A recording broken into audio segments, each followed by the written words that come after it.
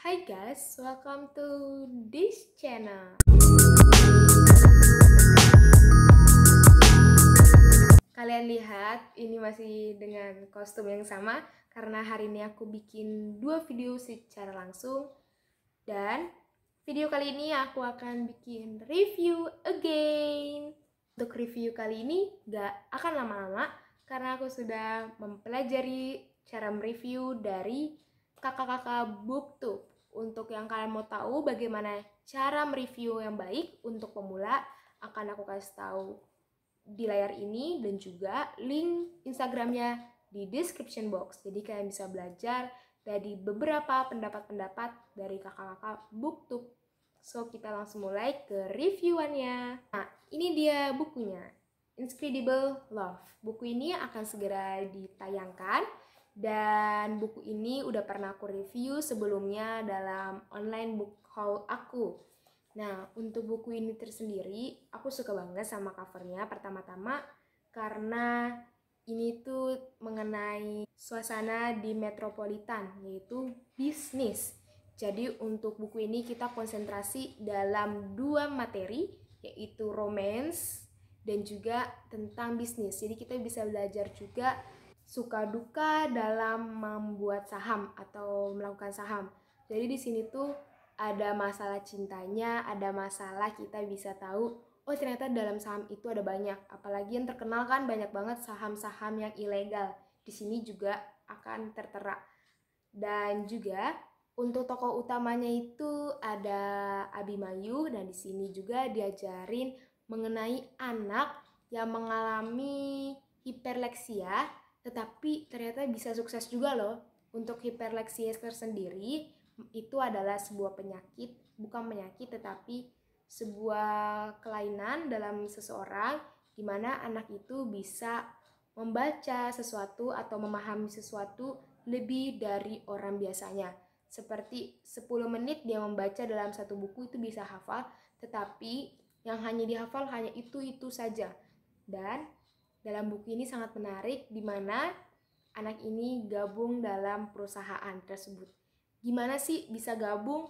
Terus kok tiba-tiba bisa gabung? Ya, karena awalnya ayahnya itu mencoba untuk mengikuti saham dan ternyata saham yang diikuti bermasalah, membuat dia sakit dan akhirnya meninggal. Di mana anak itu akhirnya untuk masuk ke dalam dunia perusahaan tersebut, di mana awalnya dia bertemu dengan orang yang baik hati, dan orang ini juga lagi dalam masa-masa belajar juga, tapi dia udah masuk dalam perusahaan, namanya Greg.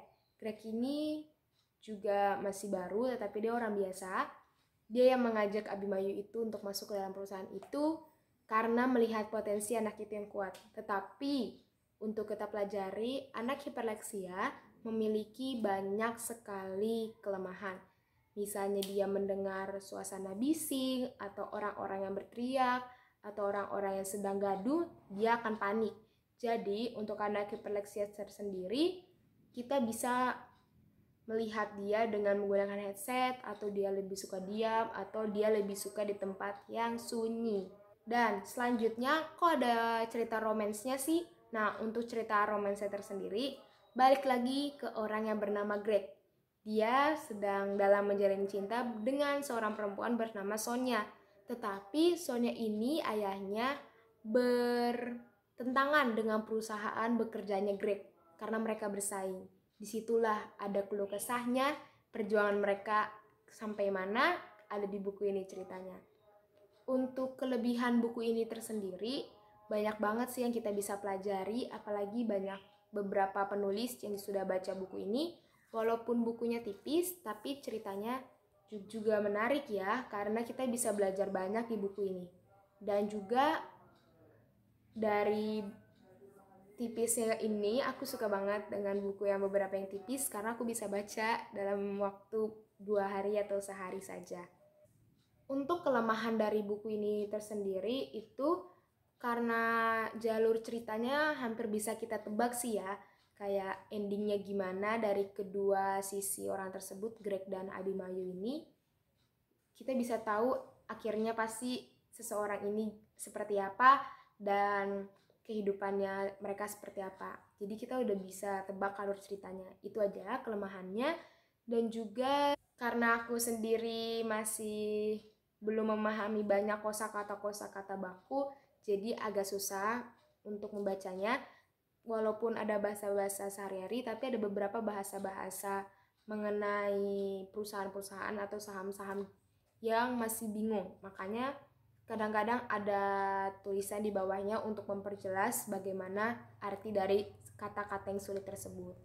So, jadi itu aja review untuk buku ini. Aku rekomendasi banget kepada kalian untuk baca buku ini, apalagi untuk kalian yang sangat ingin baca buku tapi kurang waktu, bisa baca buku ini karena tipis ya, dan isinya juga lumayan menarik, dan kalian bisa beli di toko buku mana aja. Aku beli ini di Out of the Box. Untuk linknya sudah ada di video sebelumnya di online book haul. Kalian bisa lihat videonya di atas ini atau linknya di description box.